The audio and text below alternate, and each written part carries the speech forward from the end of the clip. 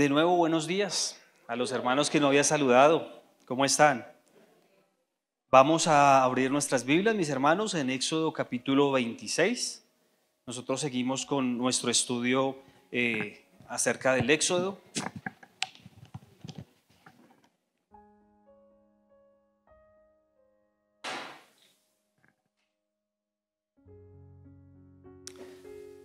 Le pido por favor a los hermanos servidores que si hermanos quedan arriba, que por favor los hagan bajar, ¿vale? Por eso ya quedan los maestros con ellos, ellos saben muy bien su trabajo, ¿sí? Porque pues vinimos fue a escuchar la palabra de Dios, ¿cierto? Vamos a orar, ahí sentaditos yo les pido que por favor ustedes extiendan su mano. Vamos a presentar este tiempo delante de la presencia del Señor. Padre, en el nombre de Jesús, nos acercamos a ti confiadamente, Señor, dándote gracias por tu palabra, Señor. Tu palabra nos hace crecer, nos fortalece, nos da una visión clara de lo que tenemos que hacer en esta vida, Dios mío. Sobre todo, permite que conozcamos a Jesucristo como Señor, amo, dueño absoluto de nuestras vidas. Te pido que esta palabra siga, Dios mío, como esa gota cayendo en la roca, Señor, hasta que se haga conforme a tu voluntad. Hasta que nuestra vida se rija conforme a tu voluntad, Señor. Que podamos conocerte, Señor. Muchas veces damos por hecho que te conocemos y tenemos becerros en nuestro corazón a los cuales creemos que ese es Dios. Dios, perdónanos por esa idolatría. Que tu palabra nos revele quién eres tú, que tu Espíritu Santo nos revele quién eres tú, Señor. Te pedimos que toda distracción, Señor amado, sea quitado de nuestra mente. Toda distracción sea quitada de nuestro corazón, Señor amado. Te lo pedimos. Danos este tiempo para poder sentarnos a tus pies y aprender, Señor, de ti. Aquí no es la gloria para el hombre, no es el hombre el que debe recibir aplausos, Señor. Es el Hijo de Dios el que debe recibir toda la gloria y la alabanza por su obra perfecta en la cruz. Gracias, mi buen Señor, en el nombre poderoso de tu precioso Hijo, nuestro Señor Jesucristo. Amén y amén. Bueno, mis hermanos, nosotros hoy entramos al capítulo 26 del Éxodo, ¿sí? Hemos venido estudiando todo el libro del Éxodo y hemos visto cómo Dios poco a poco se va acercando a su pueblo, cómo usó a Moisés para sacarlos de la tierra de Egipto cuando ellos eran esclavos.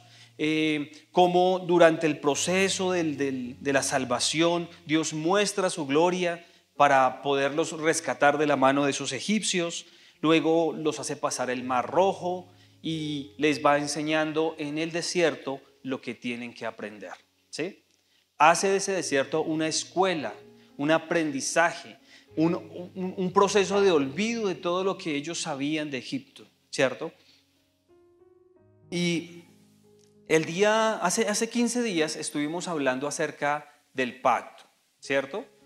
Más o menos un mes larguito, estuvimos hablando de cómo Dios los llama a ese pacto y ellos estuvieron preparados, vieron el monte arder, ¿cierto? Pero ya hace 15 días vimos cómo ese pacto se ejecutó. Ellos ya eran el pueblo de Dios, ¿cierto? ¿Están conmigo? ¿Sí? Vamos a tener mucha disciplina en nuestra mente. Yo sé que es domingo, ustedes tienen una semana, hay veces difícil, ¿cierto? Hay veces complicada por el trabajo, por las cosas, pero ustedes están acá, vinieron a escucharme a mí, ¿cierto que sí? ¿Sí? Ustedes vinieron a escuchar al Señor, ¿cierto? Para fortalecer más su fe. Y hace 8 días con el pastor estábamos hablando de cómo los israelitas habían dado de todo lo que ellos tenían para la edificación de una casa a la cual Dios había ordenado hacer, ¿cierto? Y vimos cómo ellos muy dadivosos dieron de lo que ellos habían recibido de Egipto, ¿cierto? Cuando ellos se fueron de Egipto, mis hermanos, los egipcios les dieron cosas para que se fueran más rápido, ¿cierto? Les dieron de sus riquezas. Uno puede decir, ay, pero pobrecitos los egipcios se quedaron sin nada, ¿cierto? Porque esa es la tendencia del ser humano, hallar siempre la quinta pata del gato. Pero pues no se nos olvida que los egipcios habían heredado esas riquezas por causa de lo que José había hecho. ¿Se acuerdan de José? O de lo que Dios había hecho a través de José en Egipto. Egipto se había enriquecido tremendamente y de eso mismo Dios les da a ellos para que estén en el desierto. Pero entonces el argumento que tengo hoy para ustedes, mis amados hermanos, o lo que quiero hacer, que ustedes salgan de aquí convencidos de que ustedes y yo somos privilegiados de ser elegidos como la casa de Dios, como su morada final, gracias a Cristo Jesús. ¿Cierto? Ese es el argumento. Y para ello, mis amados hermanos, quiero que pensemos en un momento en los más grandes templos religiosos que ustedes hayan visto en su vida, de los que tengan memoria. ¿Saben de algún templo religioso en el mundo muy impresionante? Que ustedes digan, wow. La Basílica de San Pedro es una, ¿cierto? Allá en Roma, en el Vaticano. Tiene las obras de los antiguos pintores, maestros, sobre todo el techo, y es muy bonita, ¿cierto? Unos edificios no sé, unas columnas en mármol grandísimas, cuadros grandísimos, estatuas grandísimas también en puro mármol. ¿Qué otro? ¿Esa es la misma? Sí, esa es la misma. ¿Señor? La Sagrada Familia, ¿cierto? También católica, esa está en Barcelona. Y es un edificio que todavía no han terminado de construir. ¿Ya llevan cuántos? ¿Más de 100 años construyendo no más, claro, como 500 años construyéndola. Y falta todavía por terminarla, ¿sí? Y cuando nos vamos para el oriente también vemos lo mismo, edificios grandísimos, estatuas inmensas, mis amados hermanos, de cientos de metros. Ustedes dirán, uy, qué exagerado, pero sí, es increíble, se ven desde muy lejos por lo impresionantes que son, y sus bases son lugares de culto, ¿cierto?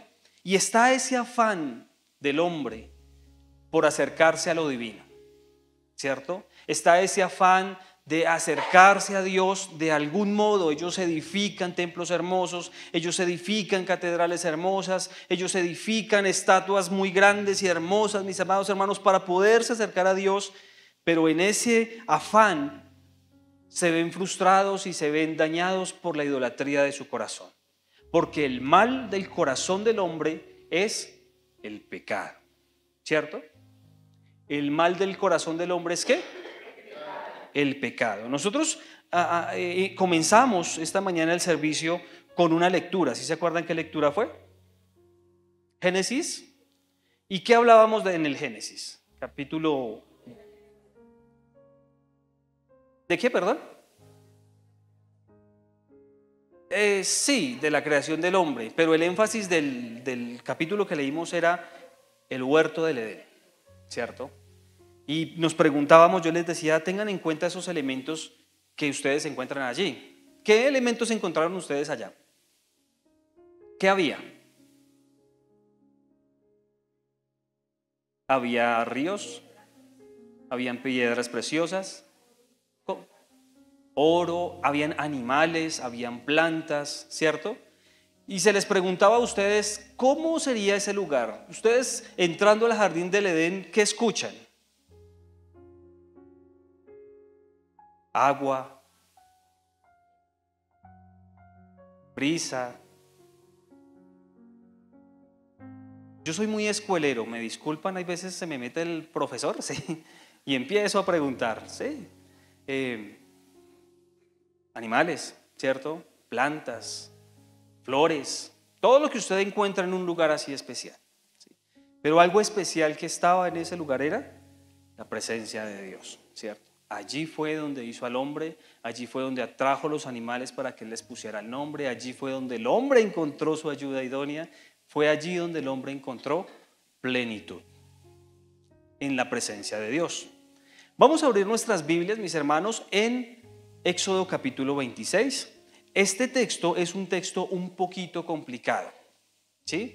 Entonces vamos a animarnos para leer el texto porque son como 30 versículos y al finalizarlo seguimos entonces con la conexión con esto que les estoy diciendo. Amén. Dice la palabra del Señor, capítulo 26, versículo 1 en adelante. Dice, harás el tabernáculo de 10 cortinas de lino torcido, azul, púrpura y carmesí, y lo harás con querubines de obra primorosa. La longitud de una cortina de 28 codos y la anchura de la misma cortina de 4 codos. Todas las cortinas tendrán la misma medida. 5 cortinas estarán unidas una con la otra, y las otras 5 cortinas unidas una con la otra. Y harás lazada de azul en la orilla de la última cortina de la primera unión. Lo mismo harás en la orilla de la cortina de la segunda unión. 50 lazadas harás en la primera cortina y 50 lazadas harás en la orilla de la cortina que está en la segunda unión. Las lazadas estarán contrapuestas la una a la otra. Y harás también 50 corchetes de oro, con los cuales enlazarás las cortinas la una con la otra, y se formará un tabernáculo. ¿Un qué? Harás asimismo cortinas de pelo de cabra para una cubierta sobre el tabernáculo. ¿Para qué? Perdón. Para una cubierta sobre el tabernáculo, sí. 11 cortinas harás. La longitud de cada cortina será de 30 codos y la anchura de cada cortina de 4 codos. La misma medida tendrán las 11 cortinas, y unirás 5 cortinas aparte y las otras 6 cortinas aparte, y doblarás la sexta cortina enfrente del tabernáculo, y harás 50 lazadas a la orilla de la cortina, al borde de la unión, y 50 lazadas a la orilla de la cortina de la segunda unión. Harás asimismo 50 corchetes de bronce, los cuales meterás por las lazadas y enlazarás las uniones para que se haga una sola cubierta. Y la parte que sobra de las cortinas de la tienda, la mitad de la cortina que sobra, colgará a espaldas del tabernáculo. Y un codo de otro lado, de un lado, perdón, y otro codo del otro lado que sobra a lo largo de las cortinas de la tienda. Colgará sobre los lados del tabernáculo a un lado y al otro para cubrirlo. Harás también a la tienda una cubierta de pieles de carneros teñidas de rojo, con una cubierta de pieles de tejones encima. Y harás para el tabernáculo tablas de madera de acacia que estén derechas. La longitud de cada tabla será de 10 codos, y de codo y medio la anchura. 2 espigas tendrá en cada tabla, una para unirlas una con la otra. Así harás todas las tablas del tabernáculo. Harás pues las tablas del tabernáculo, 20 tablas al lado del mediodía al sur. Harás 40 basas de plata debajo de las 20 tablas, 2 basas debajo de una tabla para sus 2 espigas, y 2 basas debajo de la otra tabla para sus 2 espigas.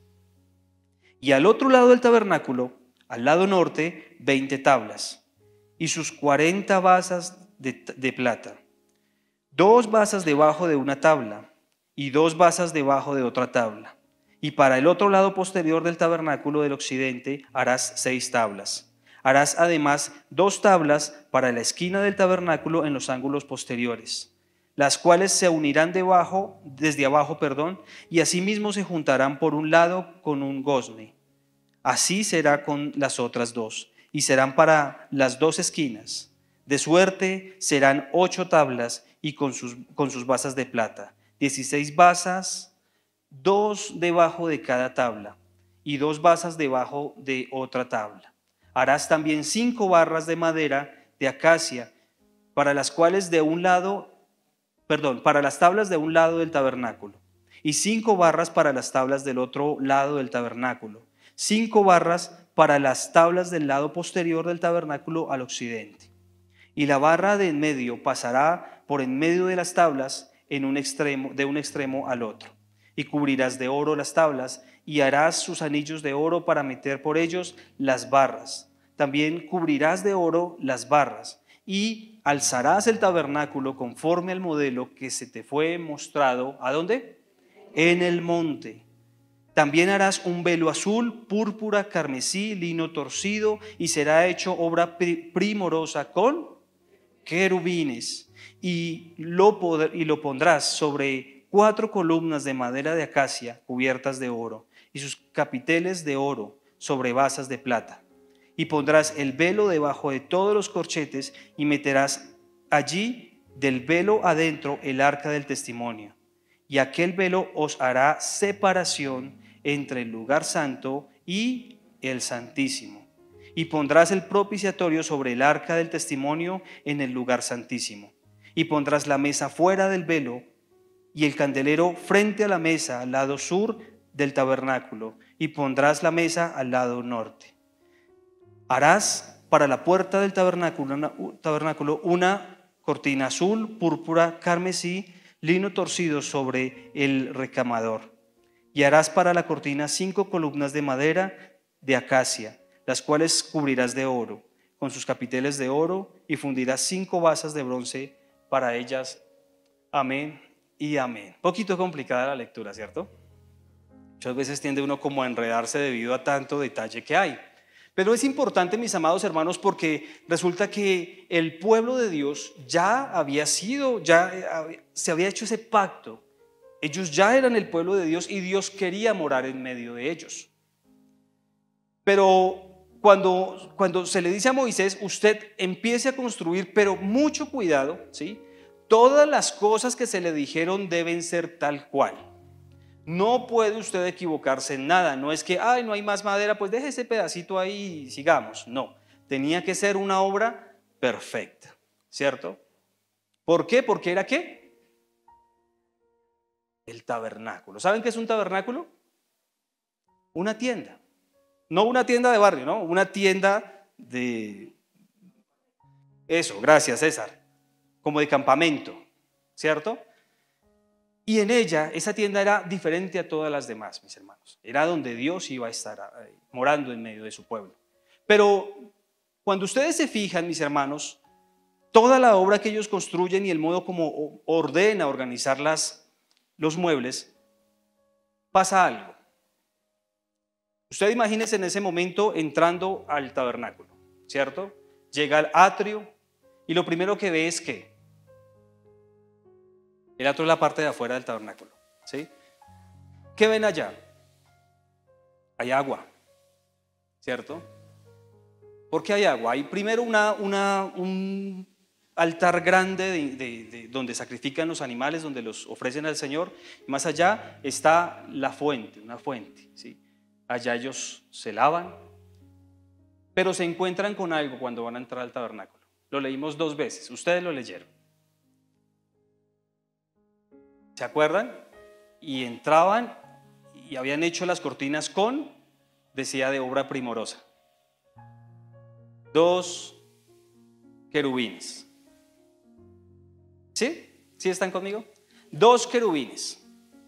Y dice que cuando entraban los levitas al lugar santo, estaba el candelero, estaba la mesa del pan de la preposición y un altar del incienso. Y si pasaba más para allá, otra vez se encontraba con querubines, ¿cierto? ¿Dónde ustedes encuentran esa palabra querubín? Digamos que ustedes hacen parte de esa cultura en ese momento de la historia. ¿Dónde ustedes encuentran querubines de ahí para atrás? Solo tiene Génesis y Éxodo. ¿Dónde encuentran querubines ustedes más para atrás?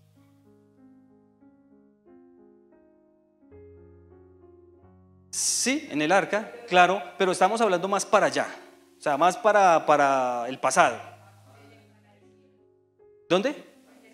En el jardín del Edén, ¿cierto? ¿Qué misión tenían esos querubines en el jardín del Edén? ¿Proteger qué? ¿Por qué? ¿De quiénes? Ellos eran los que estaban puestos en esa ruptura que había habido por causa del pecado entre Dios y nosotros. Dice la palabra de Dios que ellos fueron expulsados de la presencia de Dios en el huerto del Edén y pusieron 2 querubines y una espada de fuego para que ellos no volvieran. No fuera que tomaran del árbol de la vida y vivieran para siempre en el pecado. La muerte era necesaria por causa de que habían pecado. Y cuando Dios ordena, mis amados hermanos, de nuevo armar campamento en medio de ellos, mis hermanos, se encuentran que esa parte no ha sido vencida todavía. que esa parte está rota aún. Ellos podían entrar y entrar allí a la casa de Dios. ¿Qué se escuchaba? Ustedes son los predicadores hoy. ¿Qué se escuchaba cuando entraban a la casa de Dios, al tabernáculo? Se escuchaba agua, se sentía el olor del incienso, se sentía el olor de los animales. Porque Dios lo que quería, mis amados hermanos, era que ese tabernáculo fuera un paso más para que el hombre se acercara a Dios. Esa es la intención. Entonces usted ve que Él es minucioso con cada una de esas cosas. Él les va diciendo a ellos: cuiden de formar, así tiene que ser, tantas tablas por este lado, tantas tablas por este, tiene que ser estos colores, tiene que ser en oro, porque lo que está simbolizando es que de nuevo Dios hace algo para poder comunicarse con el hombre, para tener comunión con el hombre. Yo entiendo, mis amados hermanos, hay veces esta escritura y estos estudios son difíciles de comprender debido a la cantidad de datos que se dan, ¿cierto? Pero luchen por favor con el sueño, queridos. Luchen con el sueño. Es importante que el énfasis que le estamos dando a este capítulo está en el versículo 33, que dice: y pondrás el velo debajo de los corchetes y meterás allí el velo dentro, y adentro el arca del testimonio. Aquel velo os hará separación entre el lugar santo y el lugar santísimo. Y así el hombre vivió por mucho tiempo, mis hermanos, lejos de la presencia de Dios, pero con la casa de Dios allí. La gente no podía entrar al tabernáculo. Los que podían entrar eran los levitas, una tribu escogida, y de entre los levitas una orden sacerdotal eran los que podían entrar al lugar santísimo una sola vez al año y ofrecer el sacrificio por todos. Entonces, ¿qué hacía este hombre? Una vez al año tomaba la sangre y se presentaba al lugar santísimo con mucho miedo, ¿sí?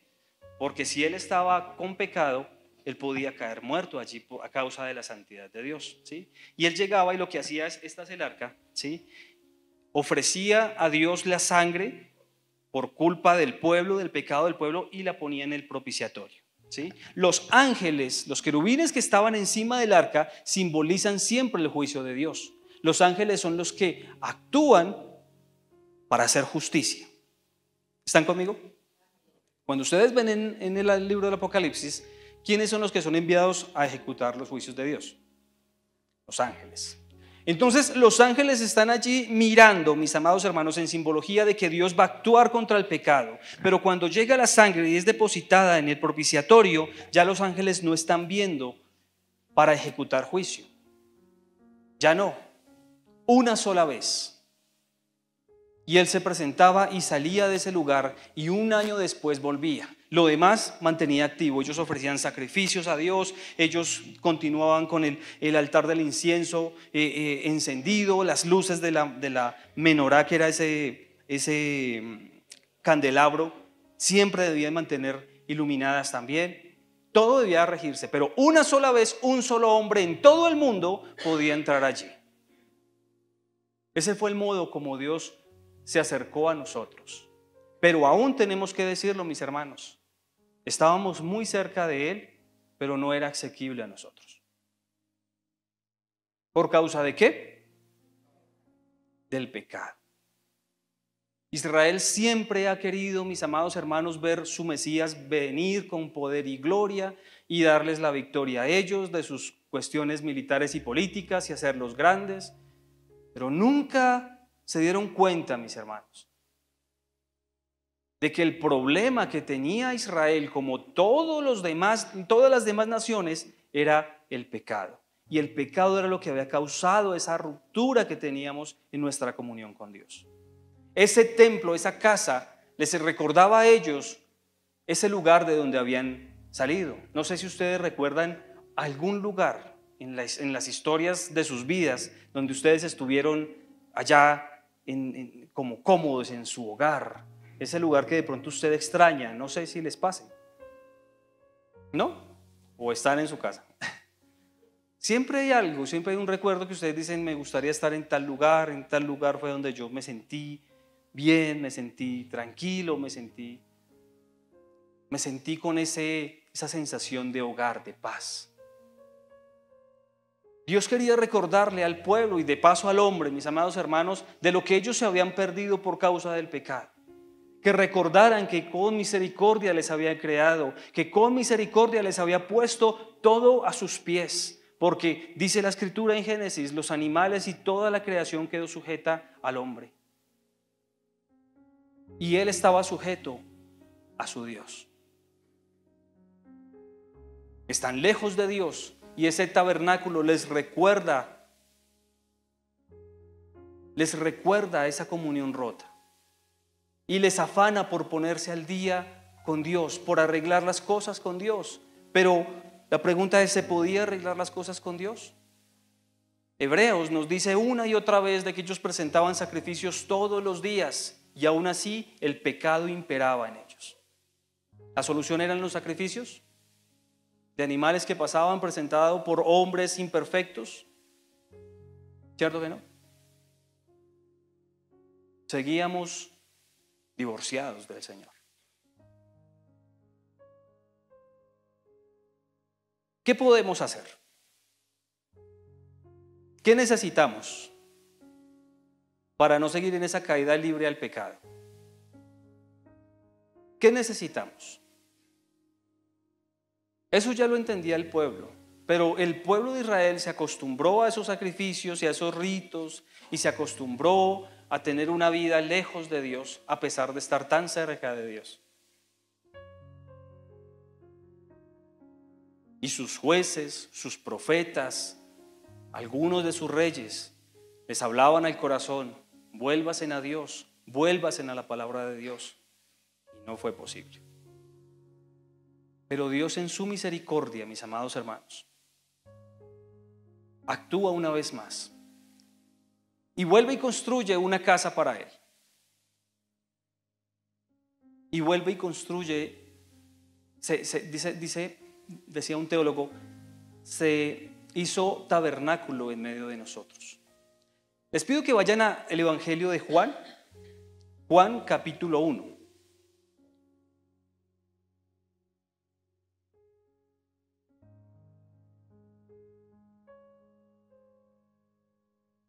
Del versículo 11 en adelante.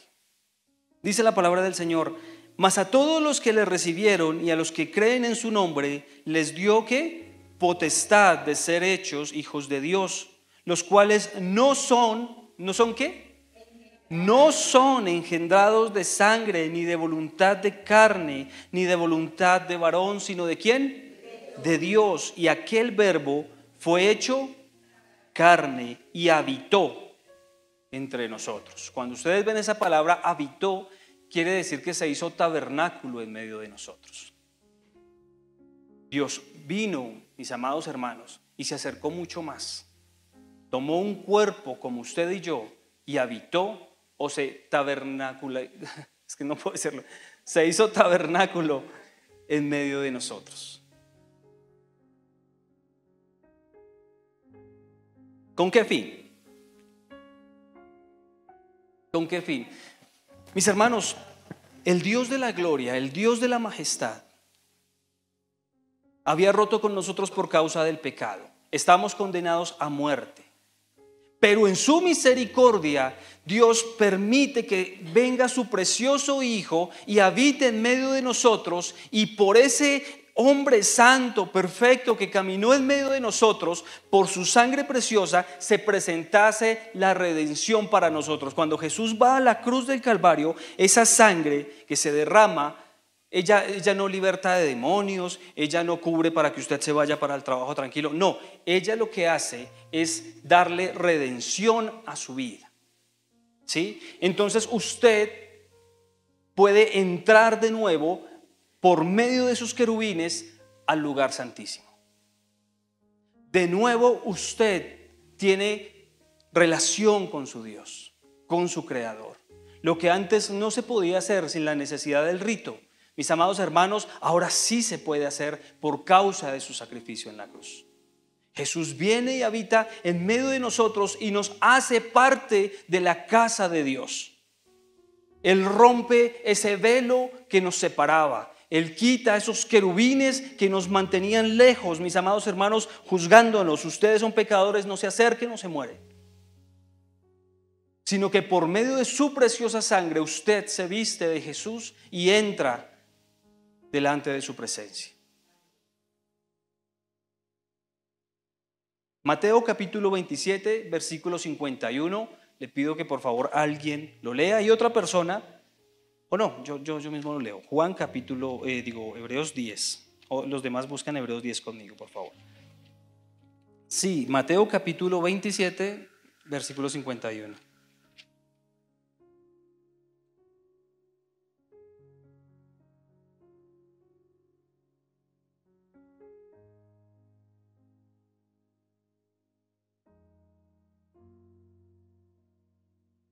Léelo, mi hermanita, por favor.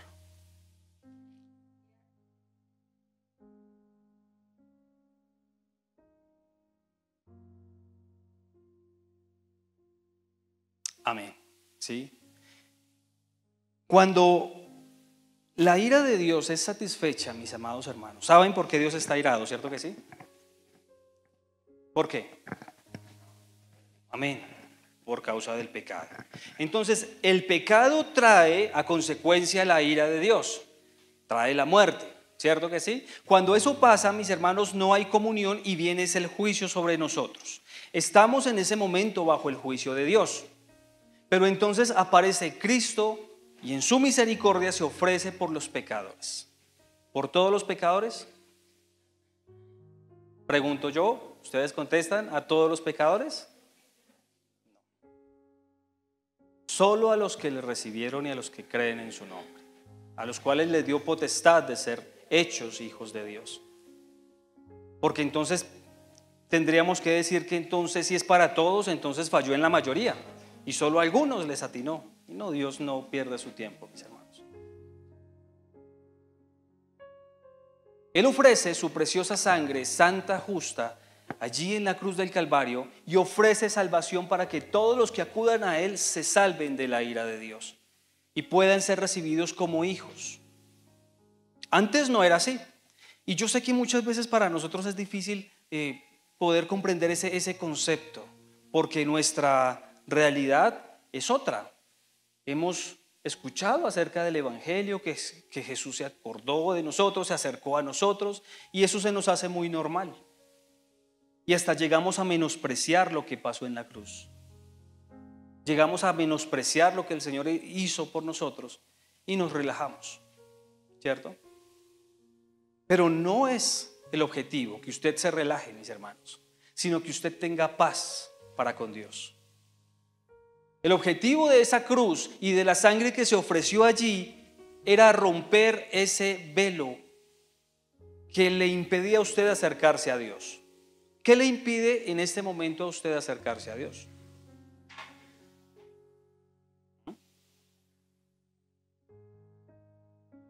Ustedes, mis amados hermanos, hoy, en pleno siglo XXI, la iglesia en Guatiquía, como otras congregaciones de sana doctrina, hacen parte de la casa de Dios.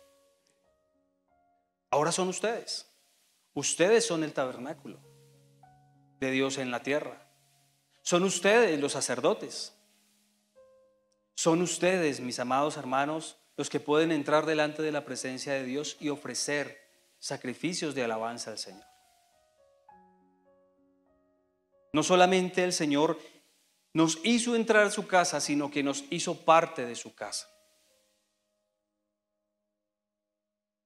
No solamente hizo que dejáramos de hacer ritos, mis amados hermanos, sino que hizo de nuestra oración, de nuestras disciplinas espirituales, esos medios para adorarle a Él, medios de los cuales se agrada de nosotros, de corazones verdaderos. Primera de Corintios capítulo 3 del 16 al 18, ¿qué dice? Primera de Corintios capítulo 3 del 16 al 18.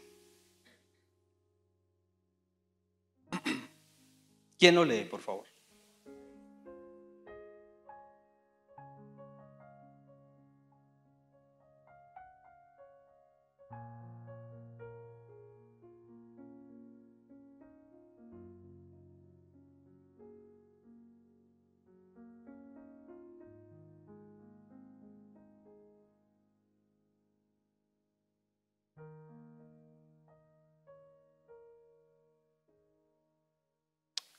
¿Quiénes son el templo de Dios? Nosotros somos ahora los llamados a ser ese templo de Dios. ¿Cuántas veces hemos escuchado eso? Muchas veces, ¿cierto que sí? Pero esta mañana hacíamos un ejercicio, los maestros, mis amados hermanos, donde se nos recordaba que debemos tener en cuenta, no pasar por alto. Leemos a veces y pasamos por alto las cosas, sino que toca ponerle, dice un cura por ahí, ¿no? Póngale la lupa, ¿sí? Ponerle realmente sentido a lo que estamos leyendo. Usted hace parte de la casa de Dios. ¿Eso qué quiere decir? Que Dios habita en usted. Dios no habita en este momento en templos religiosos. Dios no habita en este momento en lugares esplendorosos. Habita en usted. Dios ama a su pueblo. Dios cuida su templo. Cada vez que usted y yo nos reunimos, mis amados hermanos, en este lugar, como otros hermanos, estamos haciendo de ese tabernáculo un tabernáculo vivo en este lugar, ¿cierto? ¿Sí? Por causa de Jesús. Por causa de Jesús, ese rompimiento que teníamos se rompió. Dios hace casa de nosotros para Él. Todo aquel que acuda a Cristo conocerá salvación. Todo aquel que mire a Cristo y venga a Él no será rechazado, mis hermanos. Por eso, mis hermanos, para ustedes, llévense en esto: su presencia es tu verdadero hogar y está establecido en Cristo. Querido, si usted está poniendo sus ojos en otra cosa para tener paz, para sentirse realizado, su realidad debe ser es Cristo para que tenga esa paz de hogar. Pero para los no cristianos, queridos, ustedes nunca tendrán paz en el mundo. En el mundo siempre va a haber dolor y aflicción. Venga a Cristo y usted encontrará su verdadero hogar. Venga a Cristo, porque Él da perdón de pecados. Porque si usted dice, no, es que yo soy muy pecador, es que yo he hecho muchas cosas en mi pasado, usted no se preocupe por eso.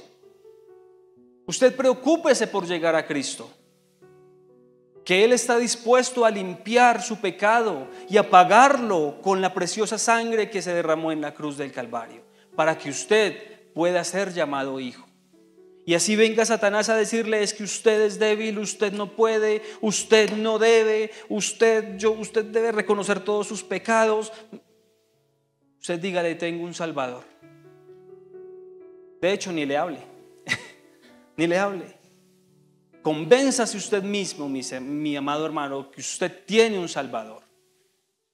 Porque siempre Satanás va a estar ahí rondando diciéndole: es que usted es pecador. ¿Usted a qué va a la iglesia? ¿A qué va? Ay, no, tan santo él, tan santo, tan santa ella. No, es que ustedes no pueden ser santos. O ustedes sí pueden ser santos. No pueden, ¿cierto? ¿No? Al igual que yo. Ustedes, al igual que yo, mis amados hermanos, dependemos de nuestro Salvador. Luchamos todos los días, tenemos victorias. Hay veces nos resbalamos, pero tenemos perdón de pecados. Y la próxima vez seremos más fuertes. Usted hace parte de una familia. Hebreos por eso pide: no dejen de congregarse como algunos tienen por costumbre, porque cuando usted pierde la comunión con la iglesia empieza a sentirse desanimado. Cuando usted pierde la comunión con la iglesia, usted empieza a andar como le plazca. Ahí voy, a una rueda, pero ahí voy. Que estamos haciendo esto, que la iglesia está haciendo esto, ahí voy, como caiga está bien. Y eso no es lo que Dios quiere, mi hermano, porque el costo fue alto. Dios quiere levantar un pueblo de hombres y mujeres santificados por su gracia. Un pueblo de hombres y mujeres que son muy sabios, que entienden, que disciernen la palabra de Dios para ponerla por obra. Anoche en el grupo veíamos ese versículo donde Jesús dice, estamos estudiando Juan, donde Jesús dice: mis ovejas oyen mi voz, yo las conozco y me siguen. Y la pregunta es, ¿cómo así que yo puedo seguir a Jesús? ¿Cómo yo sigo a Jesús? ¿Cómo? Miremos, él mismo lo dice. Si me aman, ustedes guardan mis mandamientos. Y hacíamos el ejercicio. ¿Cuáles son los mandamientos de Jesús? Entonces empezó a salir fue la ley. Entonces tomábamos la ley y lo aplicábamos al evangelio. Eso quiero hacer con ustedes en esta mañana también, mis hermanos. ¿Qué pide Jesús de ti?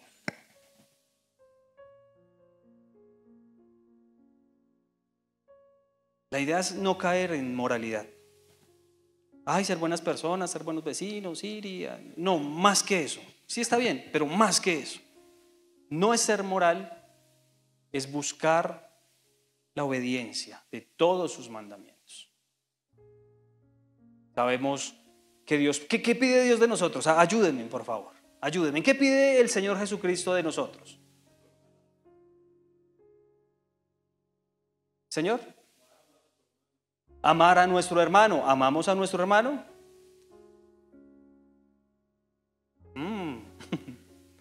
¿Qué más?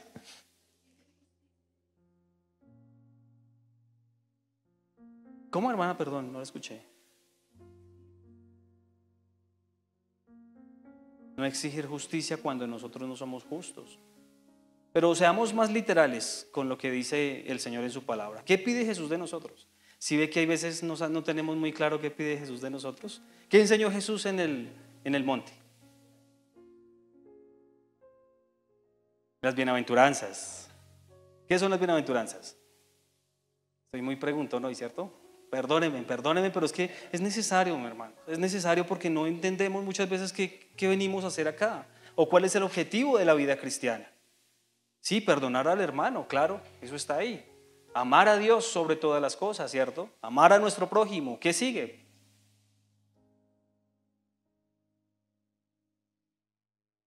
Y ahí es donde nos encontramos con la realidad. Tenemos que estudiar la palabra de Dios. Decimos, sí, somos cristianos, tenemos un nombre, tenemos un templo, tenemos un hermoso equipo de alabanza, un hermoso equipo de servidores, un hermoso equipo de tecnología, un hermoso equipo de maestros, pero ¿qué estamos haciendo nosotros aquí? ¿No se ha preguntado usted un domingo en la mañana cuando llega la tentación y por qué no se va para el parque? ¿Qué estamos haciendo aquí? Usted está haciendo casa de Dios, mi hermano. Usted está haciendo casa de Dios y en la casa de Dios se hace lo que Dios dice. ¿Y qué dice Dios? Son cositas que tenemos que aprender, mis hermanos. Sí, ser misericordiosos, perdonar, no codiciar, tenderle la mano a los que tienen necesidad.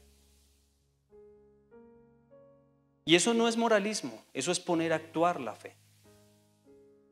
¿Usted se salva por esas buenas obras? Claro que no. Esos son los frutos de la salvación que Dios le dio a usted. ¿Por qué usted está aquí hoy? Porque Él le inquietó su corazón. Para usted el día del Señor es sagrado. El día del Señor no es para otra cosa, sino para servir al Señor.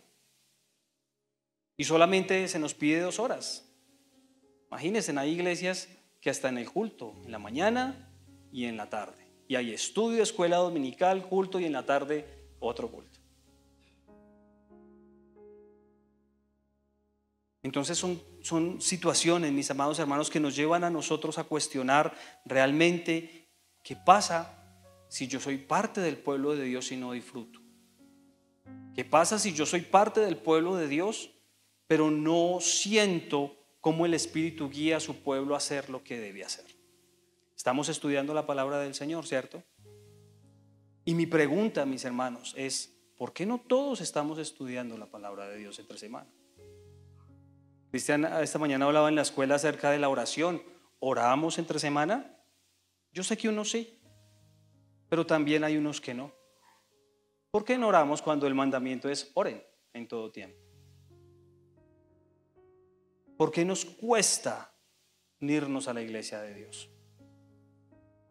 que es imperfecta, que hay personas que nos caen bien, otros que nos caen mal, sí, pero esa obra la tiene que hacer el Señor, no puede haber odio en medio de nosotros.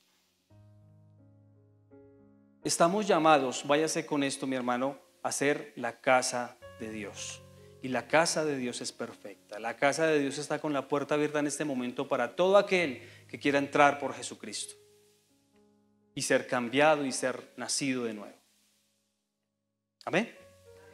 Entonces, no se relaje, no se conforme a este mundo. Este mundo le está diciendo a usted, no, fresco, tranquilo, pues si hoy no fue, pues irá el otro día. O si usted puede cambiar el día domingo por otra cosa, pues hágalo, no importa. No, sí importa, porque entonces el Dios de su vida es otro. Son sus propios placeres. Este día es especial. Y este día es especial porque usted viene a verse con ese que tiene al lado. Bueno, ustedes son parientes, ¿sí? Ustedes también. Bueno, de ahí para allá también. Pero la idea es que tengamos comunión los unos con los otros. Porque para eso estamos puestos, para amar a nuestros hermanos. Si no amo al hermano que veo, ¿cómo voy a amar a Dios a quien no veo? Dice el apóstol Juan. La iglesia se reúne para tener comunión los unos por los otros. Para si Rosita está afligida y Rosita me cuenta, yo voy a estar orando por Rosita, ¿cierto? Que si la hermana Mariluna está enfermita, pues oremos por Mariluna y que sepa que tiene una familia espiritual. Pero ha sido muy difícil, mis hermanos, porque hay gente que tiene unas barreras terribles. Se le dice, ¿cómo está? Bien, adiós. Bueno, eso no es comunión. Mírelo con cariño. Esa persona imperfecta que está a su lado hace parte de los que Cristo por su misericordia salvó, al igual que usted. Imperfecto, imperfecta. No le haga zancadilla. Levántelo, anímelo. Tomen el lugar que les corresponde a ustedes como hijos en la casa del Padre. Vamos a estar puestos en pie, mis hermanos, vamos a orar para finalizar.